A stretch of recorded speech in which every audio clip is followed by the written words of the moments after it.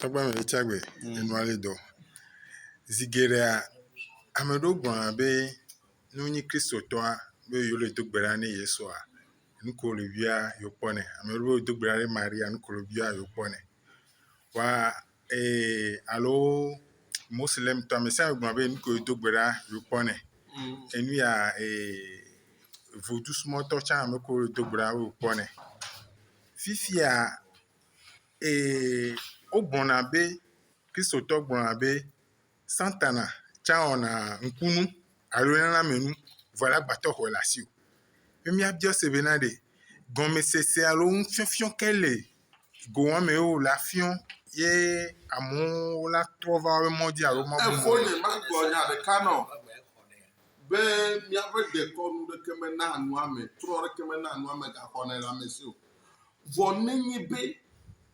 ele nane dzi so tɔgbewo gbɔ, zikpuiawo gbɔ, ye wòka asi wo ko ya megava le nu de me ne wòa, wòva zu dada nɔ. No gale nu wɔm le miame zikpui gbɔ, megava ne eva trɔ ɖe katãwo ye wòva me ya eva na gbɔa. Nɔvinye, mele xɔ ge le asi wò vɔ ate ɖa gbɔgbɔvɔ yiwo do amewo le ɖa ɖe yomea woaxɔ nuwo le asi. Ne ɖevi le nu ɖu ya egbɔ̃wo le xixia ye dzilawo wonya gbɔ̃a de kpo me ogbenya le nua ɖo ko ɖevia ko atsi tɔ gbɔ kpɔ ke nua dzo ko atsi tɔ gbɔ kpɔ ko egbɔ ʋu ɖe nu ka wodza o woagba nuɖuɖua ne menye woada abi aŋtseŋtsi ese nu ke gblɔ mi le la ɖe ame yiwo le amedzro xɔse mea wo me believe nye be ke woyi fia nu ya dzi wole yo akpeta woate dzɔ gazi wo ɖe nu yi dzi wole ta vɔ wo makpe o gake veduwo la hafi woakɔ nu de asi wòa edze be ne wokpɔ ŋgɔ ɖe ɖaa woakpɔ megbe ɖe ɖaa woakpɔ aƒe axadzi akpɔ aƒe ɖusi dzi hafi woaɖe asi le nua ŋuti nɔ ne ka asi o koa nazɔ ɖe seawo dzi vɔ ne va ka asi o ye kɔ va trɔ ne nyɔnu do le aƒeme sɔ ya dɔ gbɔ ne nyɔnu do le aƒeme ko aɖo rapport pas problème vɔ woe va zikpuia gbɔ ye wobiɔ be wɔ nu ya kpɔ be yawo kɔ ŋuti o ye ke nuwo va kasi ko dze nuwo wɔ godogodoa enuwo woagabu pete ko be trɔ gaxɔe exɔe kɔ yi ga hafi huna dzi be aɖu mekpe etrɔ axɔe me kɔ ne o ta ɖe etrɔ ɖeke mena nu gaxɔnɛ le ame si o vɔ ne wò ŋutɔ eto mɔ gbegblẽ ɖe dzi va xɔ nu le vedu ɖe yi ame ɖe trɔ wozu vedu gbegblẽ wòana be azu kesinɔtɔ le madzidzi me la nya be numɔwo kɔ nɔ la ame ɖewo tɔwo xɔ nɔ ta ɖewo take it back from you.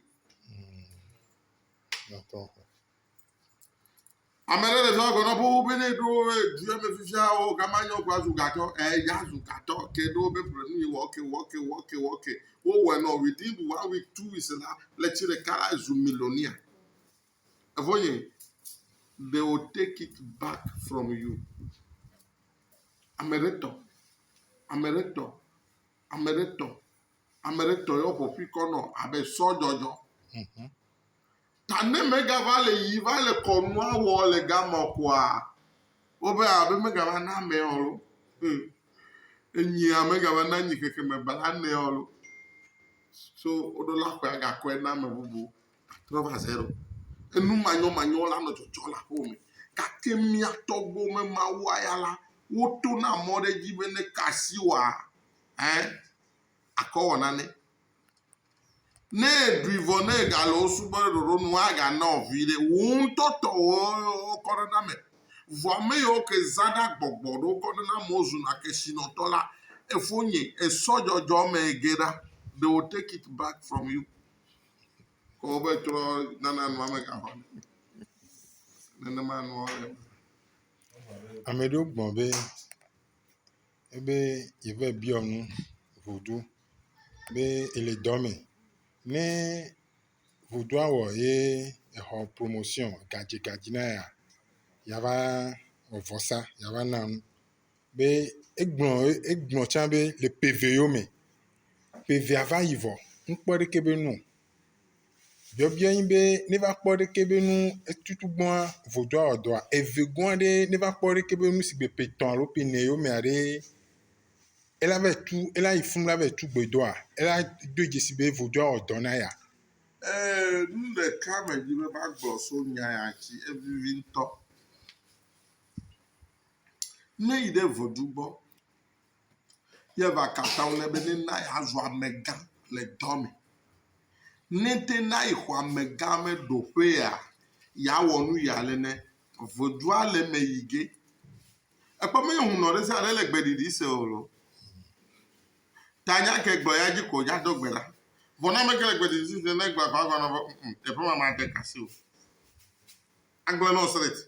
Me vodua be gama ma te kasi o. Na kasi o tse ya ke teƒe la didi. Ko vɔ ege le ɖokui me ta no le ndo no ko susu me ya no ŋutsi o. Vɔ ne nye be ne va kata ŋua ne vodua be le PV megbe ne wɔ nu ya na ya va na nu ya le ya PV ava yi me kpɔ nuɔ me trɔ va vodua gbɔ be no ƒo ɖe ne be nua yi me kpɔ no de gbe le to me ne ne va kpe le ƒewo megbea kame edzi be ne va tɔ atama akata ŋu ne zikpui vi wa gbɔ no be agbɔ be nu ke yi bia va mo vɔ ne va le bu ne le fu ɖe no ne va ka nu afi ɖe ko be ekata ŋu ne zikpui ɖe zikpui be na va tɔ atama bo enuma me wɔ dɔ tso eyi trɔ va de gbe le to me ne vodua me yi wo do gbe la gbɔ be o enua ɖe dzi PV nu ke ta yi ka PV yi gake PV ava yi me kpɔ ta ɖe ataŋu yi ka no xɔ gbe le vodua no adzi koklo alo gbɔn agbɔkɔ na va kɔ ne koa efia be vodua mi kple gbesoso ɖeke alo awɔ ba nya ɖeke megale mi kple vodu ma domo vɔ ne me va wɔa wo mo tsi fu ma fi moa ŋɔli wo tsi fu ma wa li fo ene ma wo le ma. Après.